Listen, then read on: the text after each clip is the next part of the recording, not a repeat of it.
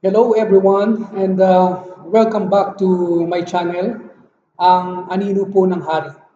Okay, first of all, I would like to thank you everyone again for despite of your busy schedule, busy life, at least still you have continuously given me your time, little time to just watch my video or learning videos in the world of chess.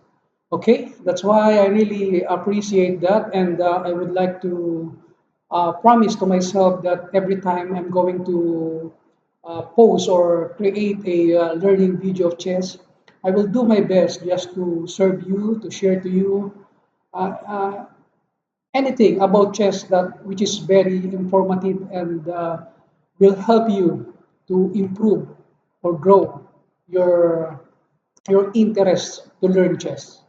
Okay, this time I would like to serve you one of my best game in the chess.com, and during that time my opponent was a very strong opponent because again it was coming from European country, and the name of that country is France. Okay, France, as you know, France is a very rich country and a very strong country. And as far as grandmaster are concerned, there are so many grandmasters in in the country of France.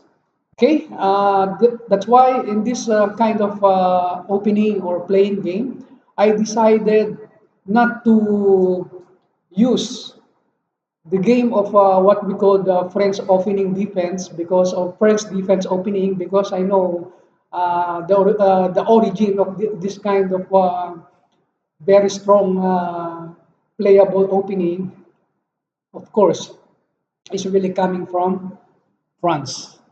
Okay, so let's start. In this opening, in this game, I used to decide to play using what we call English opening. So by doing that, my first move is always C4. If you want to use the English opening, we have to do the first move, which is C4, because that is the first move, main line of the English opening. And then the second move of white shall be any kind of second move, whether D4 or G3, as long as we made the first move of C4. Okay, so let's continue. Okay, another developing move, knight to F3. Okay, our opponent is a little bit aggressive. He moves uh, C5. Okay, another developing move, knight to C3. This kind of position now is converted to what we call uh, Queen's Gambit with the three knight system variation. Okay, as you can see, there are three knights active in this board. Okay, so let's continue. What will be the next move of our opponent? So he moves d6 to make controlling the center more strong. Okay, so we have to again develop our pieces by moving g3 and preparing to move our bishop to g2. Okay, okay, pawn takes pawn, and then knight takes pawn. Another developing move by our opponent by moving his bishop to e7. I'm always telling to you that you have to make sure that your development is always ahead of your opponent. Okay?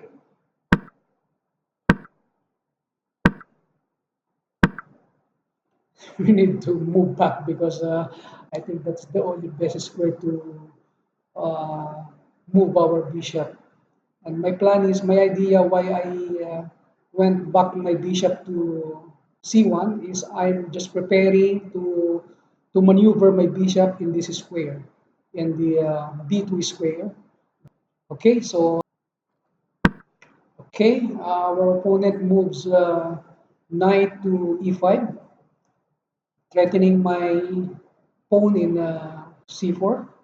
Okay, so during attacking period, we need to be more careful by protecting our material. Okay, for example, this one we need to protect by adding more protection. Okay, that's why I move b3 just to protect my pawn.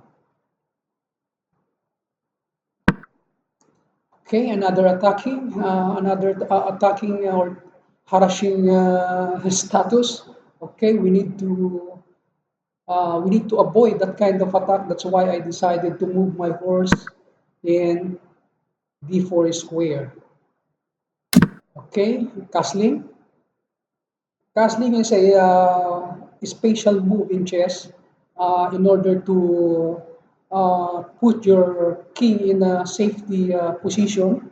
At the same time, moving your rook in an actively uh, planning strategy. Okay, so next we move now. This is another kind of developing move by moving our bishop to g2 square.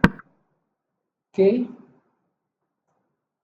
bishop to d7, and then our opponent forgot that we have a sniper in the white diagonal with my bishop. Okay, okay,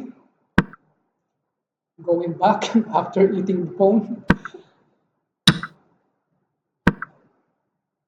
Oh, another threatening move by our opponent. So all we have to do is, I think we need to put additional support for our horse in order to protect our horse.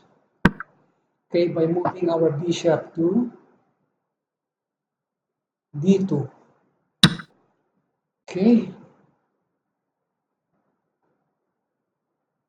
so what's the next move? I think I need to put in a safety position my king because I need to prepare everything that all my pieces will be really active in the game. Okay, so we have to be more careful in this middle game because there are so many kinds of unseen moves, whether for in favor of white or black. Okay, the next move of our opponent is rook to c8. Okay, attacking my knight. As you can see, there are two attacking pieces in my on my knight, which is the bishop and the rook. That's why I need to protect my horse, or I need to avoid those kinds of attack. Okay, I decided to move knight takes pawn because I think that is still free, that kind of pawn. No? Okay, the next move of our opponent is knight capture knight, and of course we need to takes that knight. Okay, another good move of our opponent by placing his bishop to h3, of course, because I saw the counter attack. I uh, I just take uh, what you call this, the bishop of our opponent. Okay, so now I think we need to exchange this one. If he will takes my rook, I will also take his rook. There's still an equivalent material. Okay, so he decided to move his queen to b4. The idea is to okay, what a powerful idea. Checkmate. Okay, there's a big threat in my king, so we need to protect our king at all times. So what is the best move now? So I think we have to cover this square. So maybe I can move my horse or move my pawn. What is better now? In this case, now I'm trying to evaluate the position in this case.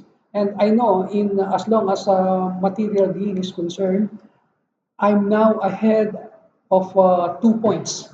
Okay, so in that case, I think I need to simplify the game. Okay, that's why I decided to move my horse to knight f3, and then I'm challenging my opponent to make makes a queen to queen decision. Okay, so I don't know if our opponent will accept my challenge, queen to queen, or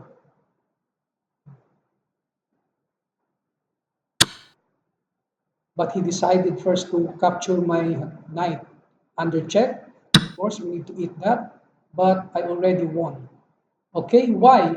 Why my opponent was resigned during that last move of during my last move, because he realized that first, like what I said, I'm ahead in the material gain and the attacking. As you can see, my bishop is attacking his rook, and he has no option because if he will eat my queen, I can only take the queen by using my rook.